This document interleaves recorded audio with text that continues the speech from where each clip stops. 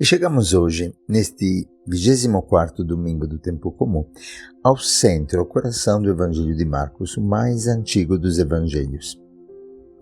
Não podemos esquecer que o Evangelho de Marcos, que reflete a pregação de Pedro, seu companheiro de missão, é uma grande catequese para os pagãos que moravam em Roma. E realmente é o caminho do catecumenato, da revelação de Jesus Cristo, Filho de Deus. Por isso, no Evangelho de Marcos, nós encontramos um esquema muito clássico e muito preciso. No começo do Evangelho, no primeiro versículo, nós lemos: princípio do Evangelho de Jesus Cristo, Filho de Deus. No coração do Evangelho, no capítulo 8, encontraremos esta profissão de fé de Pedro, que é objeto hoje da nossa liturgia do domingo. Este centro do Evangelho, uma profissão de fé, em que Pedro revela a verdadeira identidade de Cristo para todos nós, para aderir ao Cristo, mas no mesmo tempo, como veremos, Cristo revela o verdadeiro sentido da sua identidade como Messias. Uma identidade que nos surpreende, que va totalmente de forma contrária à lógica do mundo, à lógica humana. E aí a grande decisão para os catecúmenos, para os cristãos, para mim, para você, sermos realmente discípulos deste Messias que vai ao encontro da cruz e que revela na cruz o culmen do amor. Tendo amado os seus que estavam no mundo, amou-os até o fim. É uma conversão da nossa mente para aderir à vontade do Pai, ao projeto e à lógica divina, que manifesta na cruz a revelação de um amor imenso, infinito, de um amor que dá vida para os seus amigos. E, por outro lado, o desafio para seguir este Messias, não o Messias que nós construímos idealmente, um Deus poderoso e glorioso. Finalmente, no final do Evangelho de Marcos, no capítulo 15, versículo 39, a profissão de fé do centurião romano. Um pagão que se converte e que reconhece Cristo como Messias mesmo pela forma com que ele, na cruz, entrega a sua vida por amor. Estamos então no centro de uma decisão, de um caminho de discipulado do Cristo. É maravilhoso entender que nesta catequese batismal nós também somos chamados a renovar o nosso batismo, a nossa decisão para Jesus, porque aqui se decide a nossa escolha. Seguir Jesus como mestre, o mestre que na primeira parte do Evangelho se revela no seu poder, nas curas, nas graças, nas libertações, um Jesus que todas as multidões procuram, mas um Jesus que depois será abandonado pelas mesmas multidões, quando, a partir deste momento, mostrará o caminho da cruz como o caminho para os verdadeiros discípulos. Até aqui se revelou o poder de Cristo. A partir daqui se revelará a fraqueza de Cristo. Por isso é fundamental entender que a partir deste momento, como lemos no versículo 31 do capítulo 8 de Marcos, começou a ensiná-los, é um novo começo. Agora o Cristo ensina para seus discípulos que o Filho do Homem devia muito sofrer, ser rejeitado pelos anciãos, pelos sumos sacerdotes, doutores da lei, devia ser morto e ressuscitar depois de 3 dias. E também, a partir deste momento, ele ensinará a seus discípulos que, como lemos no versículo 34 seguintes, se alguém quer me seguir, renuncie a si mesmo, tome sua cruz e me siga. Pois quem quiser salvar a sua vida vai perdê-la, mas quem perder a sua vida por causa de mim do Evangelho, vai salvá-la. E neste momento, Pedro, que revelou este mistério, chamado mistério messiânico de Cristo, e revelou, como dizem os Evangelhos, nos trechos paralelos de Mateus e de Lucas, não pela carne, mas por revelação do Pai, o mesmo Pedro, depois de um momento, cai numa contradição que expressa exatamente o grande conflito que existe no coração do homem, no meu e no teu coração. Ele tomou Jesus à parte e começou a repreendê-lo. Imagina a cena. Pedro que diz para Jesus: Senhor, talvez você não entendeu bem o que significa ser Messias, vou te ensinar. É até engraçada a cena.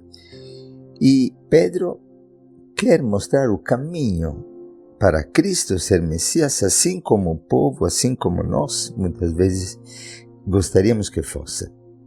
E neste momento, Pedro, que pouco antes foi confirmado na sua identidade como pedra de fundamento da igreja, é chamado por Cristo de Satanás. É interessante, como dizia antes, que este evangelho revela a catequese de Pedro. Pedro não teve vergonha de revelar para a sua comunidade, para a igreja de Roma, as suas fraquezas, a contradição do seu coração, a incapacidade da carne de pensar, como dirá Jesus, conforme Deus, é, de fato, a nossa contínua tentação de termos um conceito de Deus, de Messias, conforme os homens gostariam que fosse. E Jesus repreende Pedro. Pedro quer repreender Jesus e, de fato, é repreendido por Jesus. E enquanto Pedro repreende Jesus em segredo, à parte, como lemos no Evangelho, Jesus publicamente repreende Pedro, dizendo: vá para longe de mim, Satanás. Jesus chama Pedro de Satanás. Na verdade, a palavra certa não é longe de mim, mas coloca-te atrás de mim, Satanás. Quem é Satanás? Aquele que nos dá uma imagem falsa de Deus. Aquele que nos leva continuamente ao pecado da idolatria. Aquele que não quer seguir o Cristo, que não quer caminhar na obediência à vontade do Pai. Aquele que rejeita a cruz. Este é o grande ponto que no último versículo do Evangelho de hoje podemos escutar. Quem quiser salvar a sua vida vai perdê-la, mas quem perder a sua vida por causa de mim do Evangelho vai salvá-la. A lógica que o demônio nos apresenta é uma lógica de um Messias glorioso, de um Messias que vence, de um Messias que manifesta poder, de um Messias que se torna um seguro contra o infortúnio da vida, de uma religiosidade que nos coloque, de alguma forma, ao reparo de todos os perigos. Mas não é este o Messias que Jesus revela. Como poderíamos esperar a revelação de um Messias glorioso quando nós temos como Senhor da história um crucificado que morre agonizando, abandonado na cruz e que transforma o fracasso humano, a pior injustiça humana, no triunfo da glória e da revelação do rosto misericordioso do Pai. Este conflito de Pedro é o conflito que continuamente existe no nosso coração. E perante um Cristo que se torna fraco por amor, que dá vida por amor, que o centurião e o mundo se converte.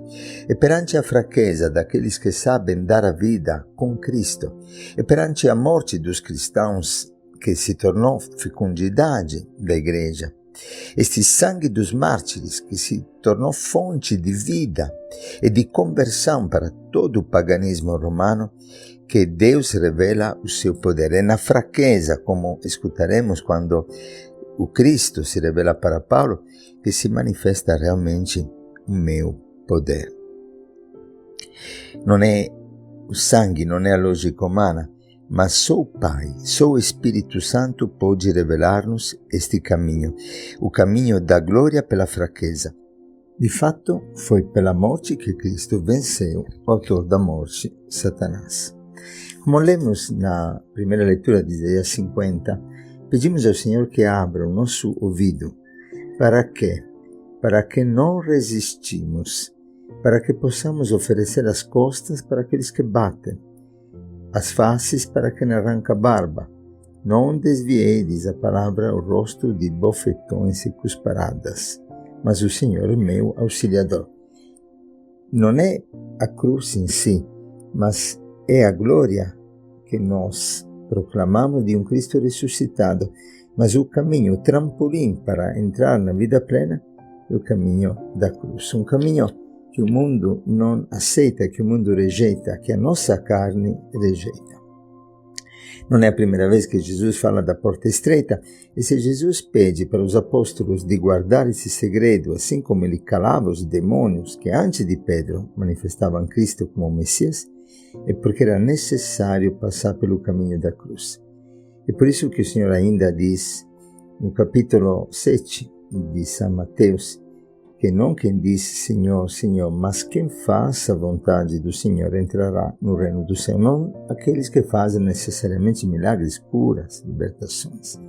Assim foi a experiência de Madre Teresa de Calcutá, que no momento de iluminação mística viu Cristo crucificado que gritava tenho sede, mas depois viveu, como sabemos, 50 anos de desolação, de deserto, de abandono.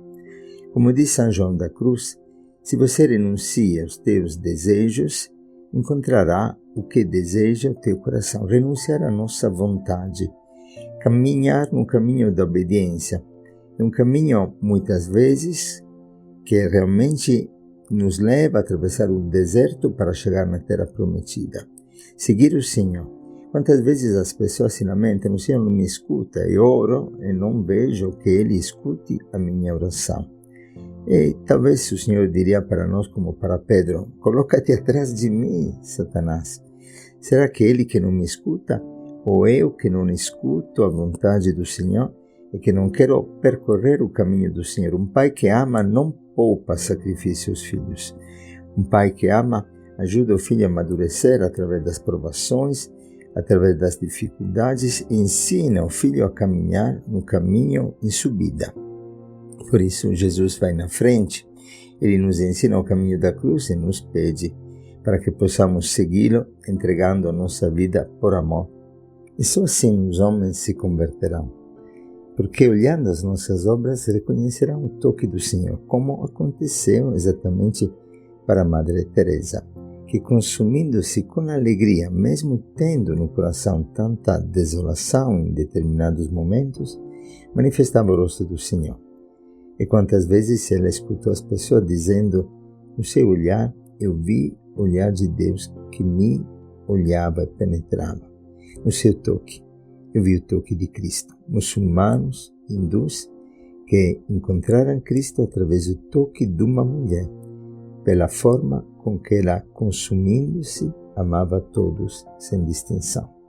Que o Senhor nos dê a graça, nesse domingo, nessa semana, e poder manifestar aquela vida que o mundo busca, a vida daquele amor que sabe entregar-se até o fim por aqueles que amam. O Senhor te abençoe e te guarde e faça resplandecer o seu rosto sobre ti e te dê a sua paz. Um bom domingo para todos.